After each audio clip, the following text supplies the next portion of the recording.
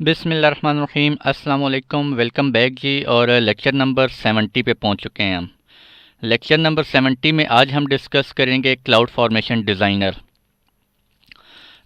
पिछले लेक्चर्स में हमने क्लाउड फॉर्मेशन को डिस्कस किया। क्लाउड फॉर्मेशन में टेम्पलेट किस तरह से क्रिएट करते हैं, स्टैक्स किस तरह से क्रिएट करते हैं, मैंने आप लोगों को बताया था। आज हम थोड़ा सा देखते हैं कि क्लाउड फॉर्मेशन डिज़ाइनर के अंदर किस तरह से हम टेम्पलेट क्रिएट करेंगे। Basically AWS cloud formation designer हमारे पास एक ग्राफिक टूल होता है, ठीक है, जिसके अंदर हम टेम्पलेट क्रिएट कर सकते हैं, एक डिज़ाइन क्रिएट कर सकते हैं, अपना इंफ्रास्ट्रक्चर डिज़ाइन कर सकते हैं। फॉर एग्जांपल मेरे पास मैं चाहता हूँ, मैं एक VPC क्रिएट करना चाहता हूँ। उसके अंदर मेरे पास एक वेब सर्वर हो, एक डेटाबेस सर्वर हो, उसके अंदर एक प्राइवेट सबनेट हो, एक पब्लिक सबनेट हो। For web server private subnet हो डेटाबेस के लिए हो, ठीक है। ये सारा कुछ मैं रियल टाइम मतलब देख सकता हूँ डायग्राम को, ठीक है। जो भी मैं डायग्राम बना रहा हूँ उसको मैं देख सकता हूँ कि मैं क्या कुछ क्रिएट कर रहा हूँ, ठीक है जी। With designer you can diagram, आप अपने पूरे के पूरे जितने भी रिसोर्सेज हैं उनको ड्रैग एंड ड्रॉप इंटरफेस के थ्रू आप ड्रैग कर सकते हैं। आप जैसे ही ड्रैग करेंगे, फॉर एग्जांपल मेरे पास ये EC2 सारे रिसोर्सेज शो हो रहे हैं, मैं यहाँ से एक EC2 उठाऊंगा, अपने कैनवास पेन में यहाँ पे रखूंगा, ठीक है। तो उसके नीचे उसका ऑटोमेटिकली क्या आ जाएगा, मेरे पास कोड आ जाएगा, ठीक है। आपको कोड लिखने की ज़रूरत नहीं है, बल्कि कोड को आप क्या करते हैं, यहाँ पर एडिट करते हैं या उसमें कुछ मॉडिफिकेशंस करते हैं अपने कोड में, ठीक है। कोड ऑटोमेटिकली जो जो रिसोर्सेज आप रखते जाएंगे, पिक करते जाएंगे, ठीक है, उनका जो है वो कोड ऑटोमेटिकली जनरेट होता जाएगा। एंड एडिट देयर डिटेल्स, और जो आप कोड में एडिटिंग कर सकते हैं वो या तो जेसन एडिटर होगा या YAML एडिटर होगा, वो आप लोगों को शो हो रहा होगा, ठीक है। लैब में करवाएंगे तो आपको क्लियर होगा। वेदर यू आर न्यू और एक्सपीरियंस AWS, अगर कोई न्यू यूज़र है AWS क्लाउड फॉर्मेशन के ऊपर, ठीक है, बिल्कुल टेंशन लेने की ज़रूरत नहीं है। अगर आपको क्लाउड फॉर्मेशन डिज़ाइनर आता है तो आप क्लाउड फॉर्मेशन का कोड ईजिली लिख सकते हैं, ठीक है। आपको जस्ट छोटे मोटे कंसेप्ट होने चाहिए जो कि मैंने लास्ट लेक्चर में दे दिए थे आप लोगों को। सेक्शंस कौन से होते हैं, कौन सी प्रॉपर्टीज़ होती हैं जो कि आपने डिफ़ाइन करनी होती हैं, वो कहाँ से देखेंगे, मैंने आपको लिंक भी बताया था AWS का, ठीक है। वो अगर बेसिक कॉन्सेप्ट्स हैं तो आपके पास क्लाउड फॉर्मेशन डिज़ाइनर आ गया। आप डिज़ाइनर के थ्रू कोई भी इंफ्रास्ट्रक्चर जो है वो डिप्लॉय कर सकते हैं ईजिली, ठीक है जी। Why using AWS cloud formation designer, AWS cloud formation designer आप क्यों यूज़ करते हैं, क्योंकि इसके दो बेनिफिट्स हैं। एक तो ये बेनिफिट है कि आप ग्राफिक्स रिप्रेजेंटेशन देख सकते हैं अपने तमाम रिसोर्सेज की। आपके टेम्पलेट के अंदर जितने भी रिसोर्सेज यूज़ हो रहे हैं, आपने कोड लिखा, ठीक है, उसका जो ग्राफिक होगा, ग्राफिक ओवरव्यू होगा, वो आप ग्राफिक ओवरव्यू देख सकते हैं, ठीक है। आपको क्लियरली शो हो रहा होगा ये मेरा VPC है, और ये VPC के अंदर सबनेट्स हैं, प्राइवेट हैं, पब्लिक हैं, इनके सारे इंटरनेट गेटवे अटैच है नहीं है, वॉट, ठीक है। सारी की सारी ग्राफिक्स आप देख सकते हैं easily. It simplifies template authoring and simplifies template editing. Template editing ये सिंप्लीफाई कैसे करता है, क्योंकि जब आपने यहाँ से रिसोर्सेज उठा के एक कैनवास पेन के अंदर रखेंगे तो कोड नीचे ऑटोमेटिकली जनरेट होता जाएगा। आपको पूरे का पूरा कोड लिखने की ज़रूरत नहीं है, आपने कोड में जस्ट एडिटिंग करनी होगी छोटी मोटी, ठीक है जी। सिंप्लीफाई टेम्पलेट ऑथरिंग कैसे आप करते हैं, सिंप्लीफाई कैसे कर सकते हैं मज़ीद आप अपने टेम्पलेट को। जब आप अपना टेम्पलेट लिखते हैं किसी भी टेक्स्ट एडिटर में तो आपको मैनुअली क्या करना पड़ता है, जेसन और YAML लैंग्वेज में मैनुअली सारा एडिटिंग करना पड़ता है, ठीक है। लेकिन जब आप डिज़ाइनर यूज़ कर रहे हैं तो आपको जो है वो यू स्पेंड लेस टाइम, आपको टेम्पलेट को कोडिंग में लेस टाइम लगता है, ठीक है। जबकि अब more time designing your AWS infrastructure, आप ज़्यादा टाइम अपना AWS इंफ्रास्ट्रक्चर की डायग्राम में लगा दें, उसकी डिज़ाइनिंग में लगा दें, कोड ऑटोमेटिकली आपका जनरेट होता रहेगा, ठीक है जी। डिज़ाइनर के अंदर मैं आपको ऑलरेडी बता चुका हूँ, ड्रैग एंड ड्रॉप होता है। सिंपल यहाँ से रिसोर्सेज को ड्रैग करना है, आपने उठा के ड्रॉप करना है, और क्या हो जाएगा, to your template and you drag connections between resources to establish relationships. अगर आप चाहते हैं, ये आपका एक VPC है, ठीक है जी, इस VPC के साथ आप एक इंटरनेट गेटवे अटैच करना चाहते हैं, यहाँ पे आप इंटरनेट गेटवे रखेंगे, ये आपका VPC होगा यहाँ पर।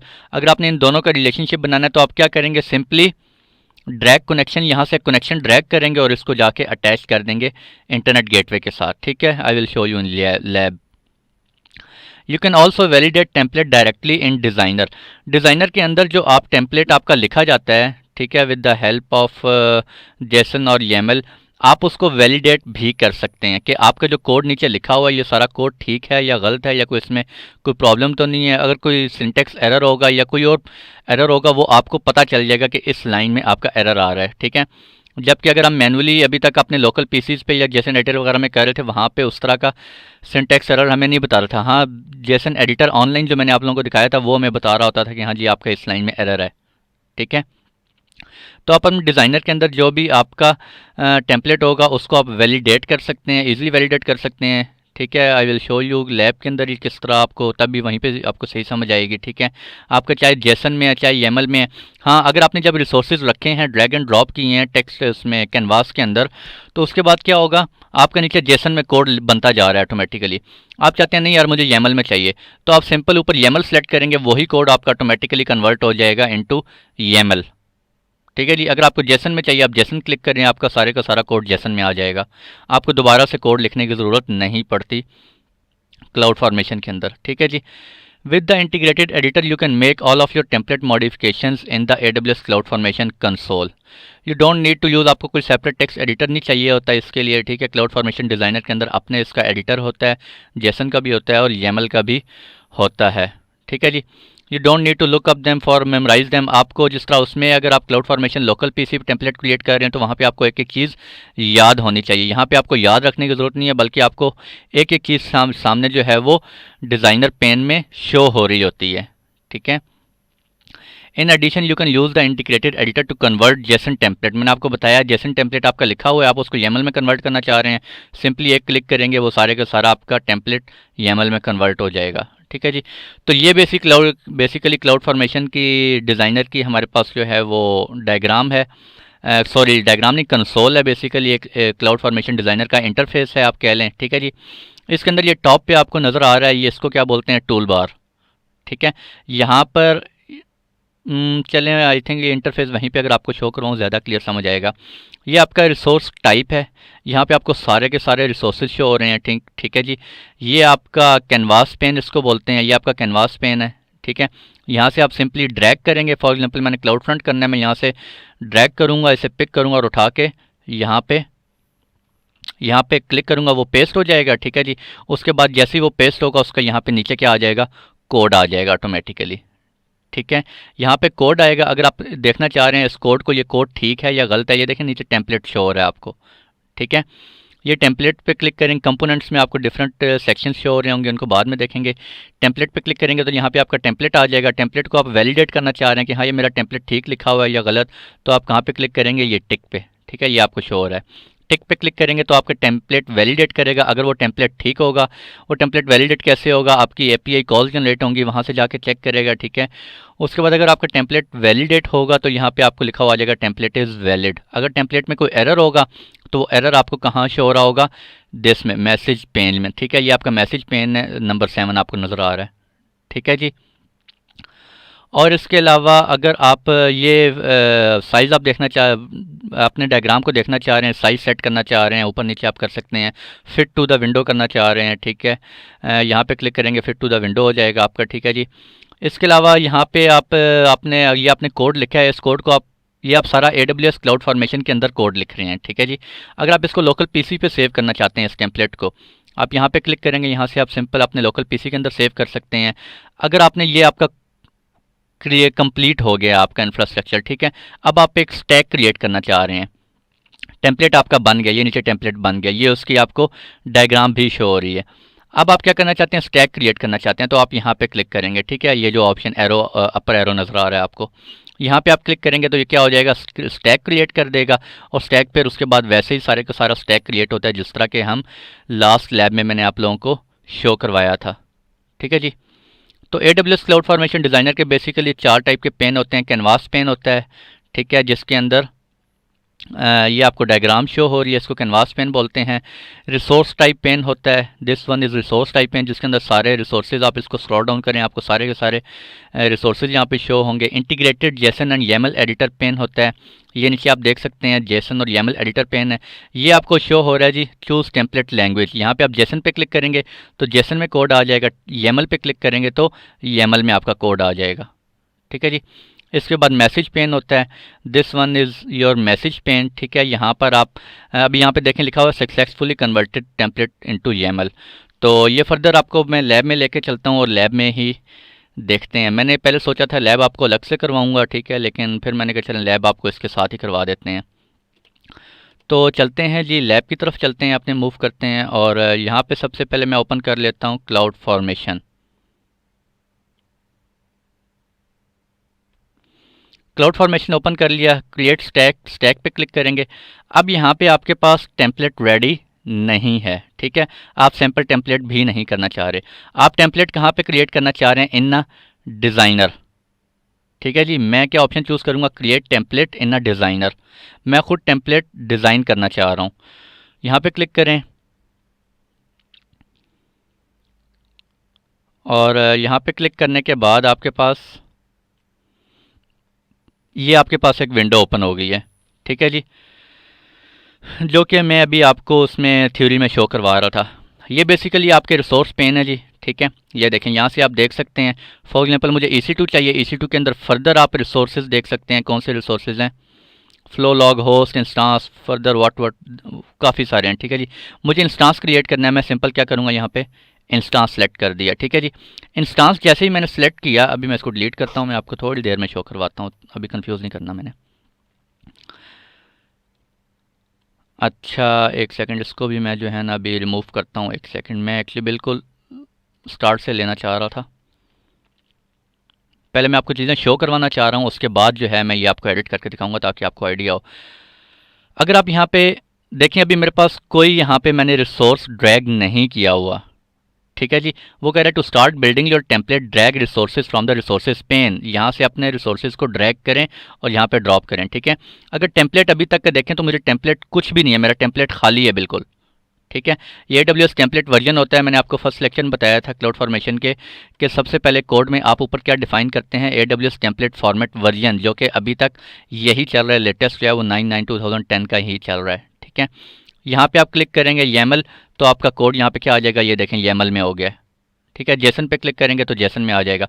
मैसेज में आपको शो हो रहा है successfully converted the template into Jason. ये आपके रिसोर्सेज हैं, ठीक है जी। आपका यहाँ पे टेम्पलेट लिखा गया, फॉर एग्जांपल काफ़ी सारा टेम्पलेट हो गया। अब आप उस टेम्पलेट को क्या करना चाह रहे हैं? न्यू एक और टेम्पलेट करना चाह रहे हैं, या ओपन करना चाह रहे हैं, या सेव करना चाह रहे हैं। अगर सेव करेंगे तो आप लोकली भी सेव कर सकते हैं अपने PC पे, या डायरेक्ट Amazon S3 बकेट के अंदर सेव करना चाह रहे हैं, आप वहाँ कर लें। उसके बाद दोबारा क्लाउड फॉर्मेशन में जाएँ और आपने जो यहाँ पे AWS S3 बकेट के अंदर सेव किया है उसका URL ऑब्जेक्ट, उस कोड का URL उठाएँ और वो जाके स्टैक क्रिएट जब करते हैं वहाँ पर पुट कर दें, ठीक है जी। ये मैंने चीज़ आप लोगों को बताई ही है। यहाँ पे जब आपने स्टैक क्रिएट करना होता है, जब आपका यहाँ पे इंफ्रास्ट्रक्चर कंप्लीट हो जाता है, आपका टेम्पलेट क्रिएट कंप्लीट हो जाता है, तो आप क्या करते हैं? यहाँ पर स्टैक क्रिएट करते हैं, ठीक है जी। स्टैक कब क्रिएट करते हैं? जब आपके पास टेम्पलेट आ जाता है। लास्ट लेक्चर में भी अगर आप लोगों को याद हो, हमारे पास टेम्पलेट होता था। हमने टेम्पलेट बनाने के बाद हम क्या करते थे? स्टैक क्रिएट करते थे, ठीक है जी। This option is validate template. आप अपने टेम्पलेट को वैलिडेट करना चाह रहे हैं, ठीक है, क्लोज करना चाह रहे हैं, बंद करना चाह रहे हैं। और download diagram as an image, अगर आप इस डायग्राम को डाउनलोड करना चाह रहे हैं, आप बिल्कुल डाउनलोड कर सकते हैं, ठीक है। और इसके अलावा ये हमारे पास टेम्पलेट है और ये हमारे पास है कंपोनेंट। कंपोनेंट में आपको ये शो हो रहे हैं parameters, mapping, condition, Meta data, output. ये सारे के सारे क्या हैं? आपके टेम्पलेट के अंदर सेक्शंस होते हैं, जो कि मैंने आपको फर्स्ट लेक्चर में बताया था, ठीक है जी। But all these sections are optional, ठीक है। ये सेक्शन आप लिखें ना लिखें, लेकिन टेम्पलेट के अंदर आपको रिसोर्सेज जो है वो रिक्वायर्ड होते हैं, ठीक है। वो लाजमी आपके टेम्पलेट के अंदर होने चाहिए, जो रिसोर्सेज आपने क्रिएट करने हैं। तो कंपोनेंट्स ये आपके ऑप्शनल होते हैं, इनको अभी हम डिस्कस नहीं करेंगे फर्दर। मैंने आपको बताया हुआ है इसके ऊपर मैंने एक लेक्चर बनाना है इंशाल्लाह। मेरे पास स्लाइड्स क्रिएटेड हैं, प्रिपेयर्ड हैं ऑलरेडी। मैं इसके ऊपर एक लेक्चर बनाऊंगा, उसके बाद मैं साथ साथ आपको बताता रहूँगा इनके बारे में, पैरामीटर्स और ये जितने भी ऑप्शनल सेक्शंस हैं, mapping, condition, Meta data, output. अभी हम टेम्पलेट को देखते हैं, ठीक है। और इसके अलावा आपको क्या बताना है जी? ये आपको बता लिया, ठीक है। तो चलते हैं, अभी हम एक EC2 इंस्टांस क्रिएट करते हैं सबसे पहले, ठीक है। मैं क्या करूँगा? मैं यहाँ पे क्या कोड लिखूँगा? नहीं, मैं अब क्या करूँगा? सिंपल यहाँ से स्क्रॉल डाउन करता हूँ और EC2 में आता हूँ। EC2 में मुझे क्या करना है? मुझे एक इंस्टांस क्रिएट करना है, ठीक है जी। मैं इंस्टांस को यहाँ से पिक करूँगा और ये उठा के यहाँ पे ड्रॉप करूँगा, ठीक हो गया। ये देखिए, जैसे ही मैंने यहाँ पे ड्रॉप किया तो ये नीचे मेरा कोड क्या हो गया? अपडेट हो गया, अगर आपने गौर से देखा है, ठीक है। इस कोड के अंदर आपको काफ़ी सारी चीज़ें एक्स्ट्रा मिलेंगी, आपने उससे घबराना नहीं है, ठीक है। वो बेसिकली क्या होती है? यहाँ पे आप क्लिक करें तो ये फिट टू विंडो हो जाएगा, ठीक है। ये देखें, फिट टू विंडो, ये एक इंस्टांस है, उसका ये लॉजिकल ID है, लॉजिकल नेम है, ठीक है जी। यहाँ पे अगर आप देखें तो कोड में आपको अभी तक शो हो रहा है, मैं इसको थोड़ा सा ऊपर करता हूँ ताकि कोड आपको सही शो हो। यहाँ से आप इसको चेंज भी कर सकते हैं, ठीक है।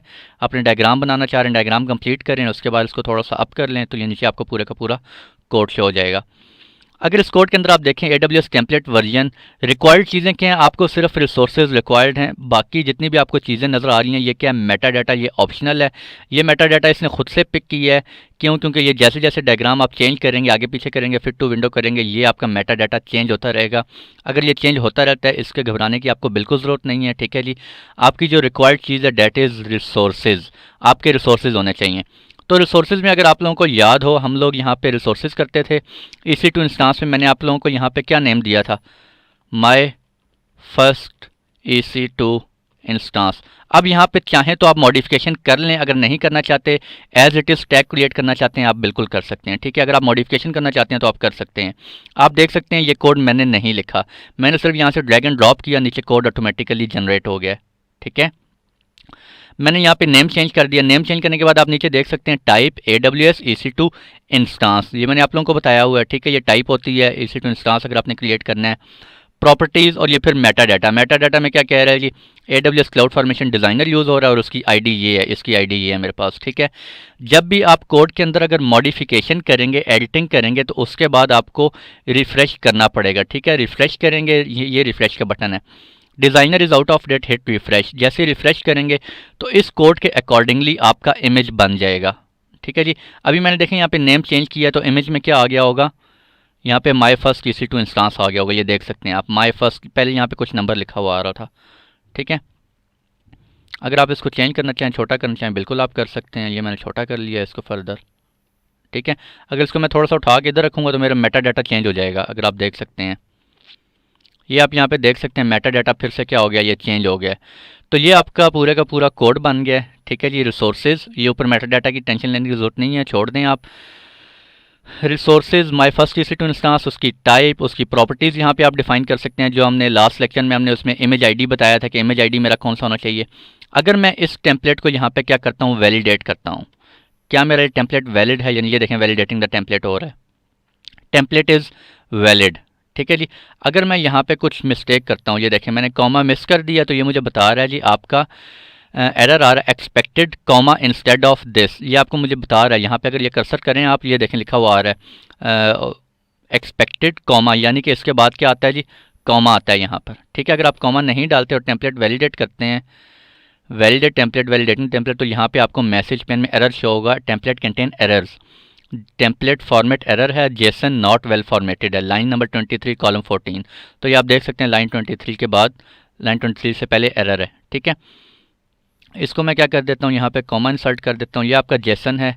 अगर मैं इसी कोड को YAML में कन्वर्ट करता हूँ तो मैं क्या करूँगा, सिंपली यहाँ पे क्लिक करूँगा, ये देखें YAML, ठीक है। ये YAML पे क्लिक किया, आपके सारे का सारा कोड क्या हो गया, YAML में कन्वर्ट हो गया, ठीक है जी। अगर आप जेसन पे करना चाहते हैं तो सिंपली आप क्या क्लिक करेंगे, जेसन पे क्लिक करेंगे तो आपका कोड जेसन पे कन्वर्ट हो जाएगा। अब मैं क्या करता हूँ, अपना इसको स्टैक क्रिएट करता हूँ। मैं यहीं से स्टैक क्रिएट करना चाहता हूँ, मैं चाहूँ तो इसको लोकल सेव भी कर सकता हूँ, ठीक है। लोकल यहाँ पे न्यू टेम्पलेट करूँगा, सेव हो जाएगा यहाँ पे मेरे पास, ये आप देख सकते हैं सेव हो गया, ठीक है जी। S3 में डायरेक्ट करना चाह रहे हैं S3 में कर सकते हैं, लेकिन मैं यहीं से स्टैक क्रिएट करना चाहता हूँ। मैं जब स्टैक क्रिएट करूँगा तो देखें क्या होगा, लॉन्चिंग द क्रिएट और updating stack with this template, redirecting.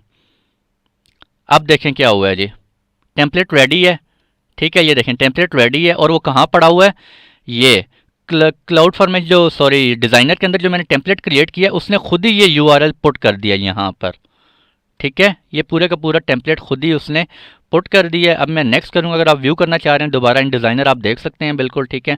मैं नेक्स्ट करता हूँ, नेक्स्ट करने के बाद यहाँ पे मैं क्या करूँगा, माई स्टैक 23, कोई भी आप नेम दे लें अपने स्टैक को, ठीक है जी।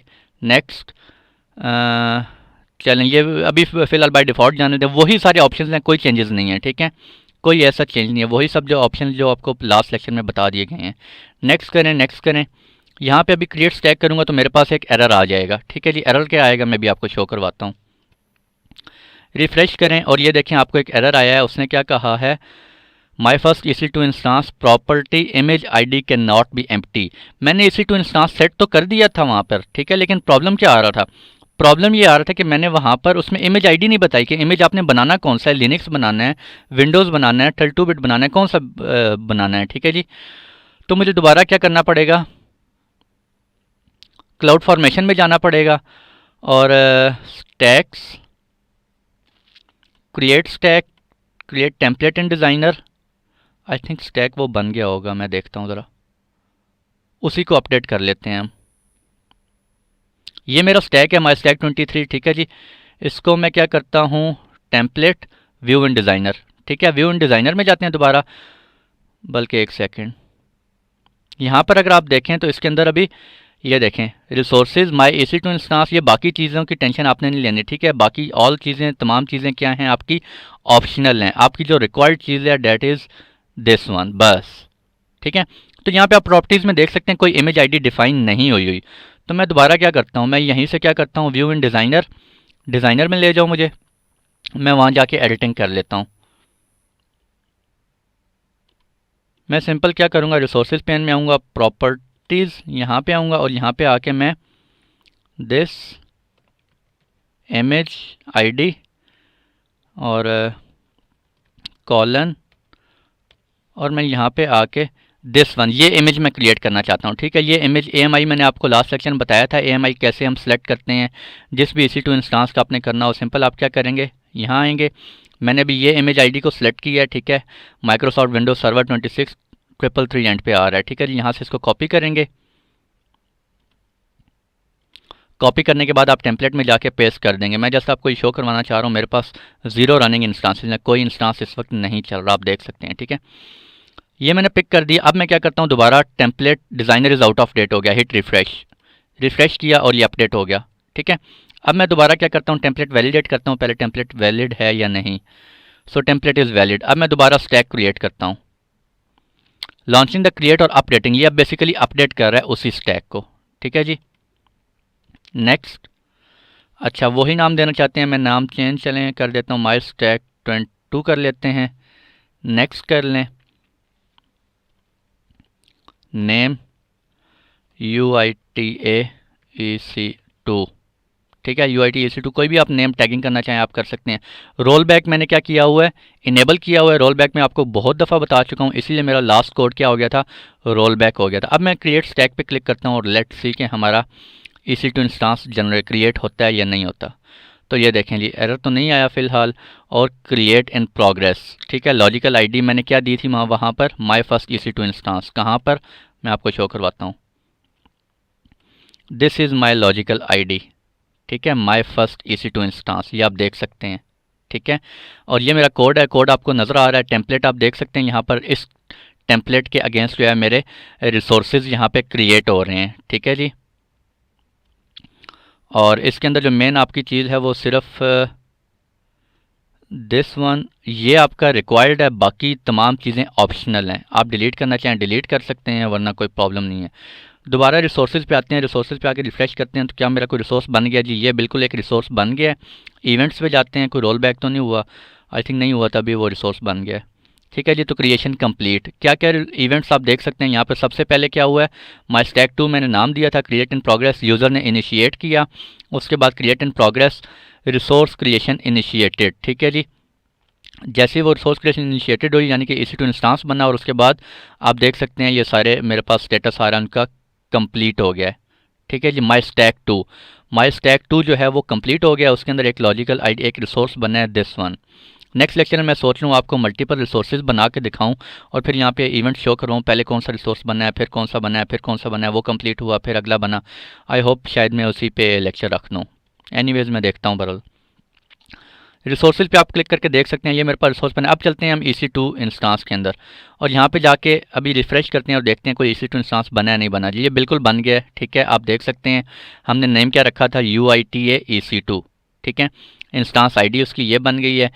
टाइप उसने बाय डिफ़ॉल्ट सारा कुछ ले लिया। अवेलेबिलिटी जोन उसने खुद से ले लिया, क्योंकि हमने टेम्पलेट के अंदर कुछ भी डिफ़ाइन नहीं किया था कि उसका इंस्टांस टाइप क्या होना चाहिए, उसको किस अवेलेबिलिटी जोन में होना चाहिए, उसका वॉल्यूम कितना होना चाहिए। ठीक है, पब्लिक आईपी प्राइवेट आईपी क्या होने चाहिए। सिक्योरिटी ग्रुप्स हमने नहीं डिफ़ाइन किए, उसने by default security group pick कर लिए हैं। ठीक है जी, ये AMI आईडी आप देख सकते हैं, दिस वन। AMI एंड पे क्या आ रहा है, 333। ठीक है जी। यानी कि और ये देख सकते हैं विंडोज सर्वर 2016 बेस एडिशन है, ठीक है, जो कि मैंने वहाँ से पिक किया था। सारी सेटिंग्स उसने बाय डिफ़ॉल्ट पिक की हैं, ठीक है जी। क्यों? क्योंकि हम लोगों ने क्या किया है, कोई अपने टेम्पलेट के अंदर यहाँ पे कोई एडिटिंग नहीं की थी, ठीक है जी।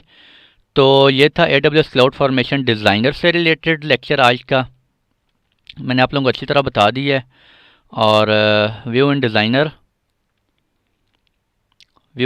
पे आप क्लिक करेंगे, ये आपको सारे का सारा कोड आपको शो हो रहा है, ठीक है। अच्छा, मैं अगर क्या करता हूँ दिस, थोड़ी सी चैलेंज टेस्टिंग कर लेते हैं। यहाँ पे आते हैं हम EC2 के अंदर,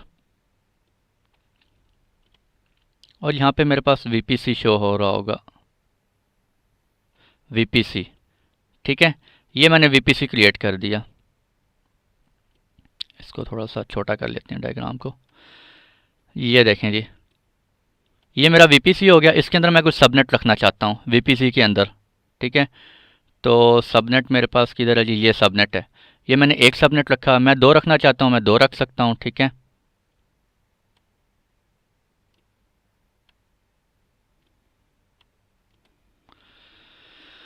एक सेकेंड, फिट टू विंडो,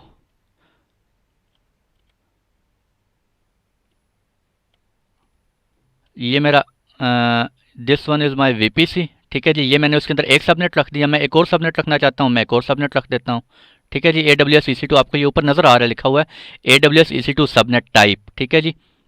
ये दो सबनेट रख दिए मैंने। मैं इस सबनेट के अंदर यहाँ पे EC2 इंस्टांस रखना चाहता हूँ, तो मैं इसको उठा के यहाँ पे रखूँगा, ठीक है। अगर मैं नीचे, अभी मैंने कुछ अटैचमेंट नहीं की, कुछ रिलेशन नहीं बनाया हुआ, ठीक है। तो मैं क्या करूँ, कोई रिलेशन बनाना चाह रहा हूँ फॉर एग्जाम्पल, मैं क्या करूँगा, यहाँ से कर्सर को इसके ऊपर लेकर आऊँगा यहाँ पे, ठीक है जी। इसके ऊपर लेकर आऊँगा और इसको उठा के मैं कहाँ पे अटैच करना चाह रहा हूँ, ये मैं जस्ट टेस्टिंग के लिए आपको शो करवा रहा हूँ रिलेशनशिप किस तरह से बनाते हैं। मैंने VPC और EC2 का रिलेशनशिप बनाना है, जो कि बना नहीं सकते हम लोग। सबनेट और EC2 का रिलेशनशिप बना सकते हैं, ठीक है जी।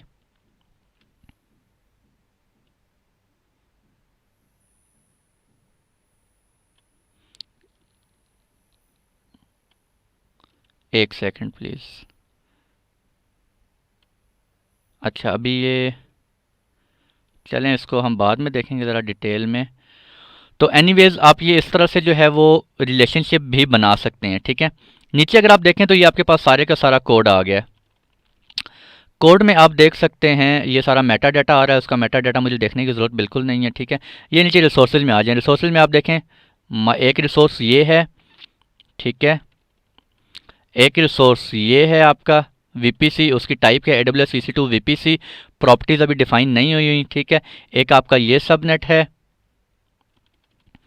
और एक आपका ये सबनेट है, ठीक है। इनको नाम चेंज करना चाह रहे हैं आप, बिल्कुल कर सकते हैं।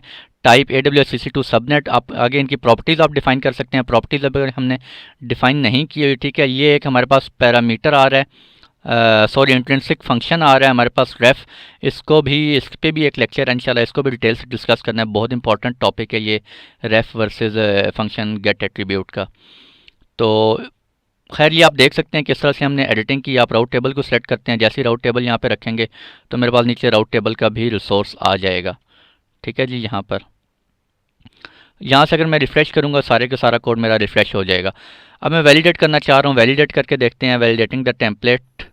तो टेम्पलेट क्या है, वैलिड है, लेकिन अभी कोई रिलेशनशिप नहीं बना हुआ। EC2 इंस्टांस मेरा किस सबनेट में है, ठीक है जी। सबनेट्स प्राइवेट हैं, पब्लिक है, मैंने कुछ भी डिफ़ाइन नहीं किया हुआ। तो इसको जब हम क्रिएट करेंगे स्टैक को, तो वहाँ पे जाके हमारे पास एरर आ जाएगा, ठीक है जी। एनीवेज अभी हम उसको इतनी डिटेल में नहीं जाना चाह रहे, क्योंकि जो समझा आपने वो भी आपके ऊपर से गुजर जाएगा। तो मेरे पास ये एक स्टैक अभी हमने क्रिएट किया था, माई स्टैक 2। मैं इसको क्या कर देता हूँ जी, डिलीट स्टैक करते हैं। स्टैक डिलीट करने से क्या होगा, मेरे पास मैंने आपको क्या बताया हुआ है, स्टैक के अंदर जितने भी रिसोर्सेज बने थे वो रिसोर्सेज क्या हो जाएंगे, डिलीट हो जाएंगे, ठीक है जी। तो ये रिसोर्स अभी डिलीट होना चाहिए। रिफ़्रेश करके देखते हैं और रिसोर्स जो है वो शटिंग डाउन मोड में चला गया और उसके बाद ये टर्मिनेट मोड में चला जाएगा, ठीक है जी।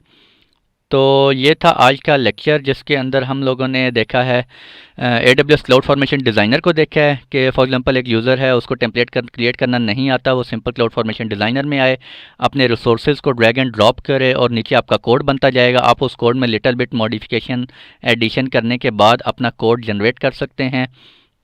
कोड को कन्वर्ट करना चाह रहे हैं जेसन से YAML में, YAML से जेसन में, वो भी आप कर सकते हैं। ठीक है जी। तो आई होप काफ़ी डिटेल से इसको भी डिस्कस कर लिया है हमने। तो मिलते हैं इंशाल्लाह आप लोगों से नेक्स्ट लेक्चर में। तब तक के लिए खुश रहें, दुआओं में ज़रूर याद रखा करें जी। अल्लाह।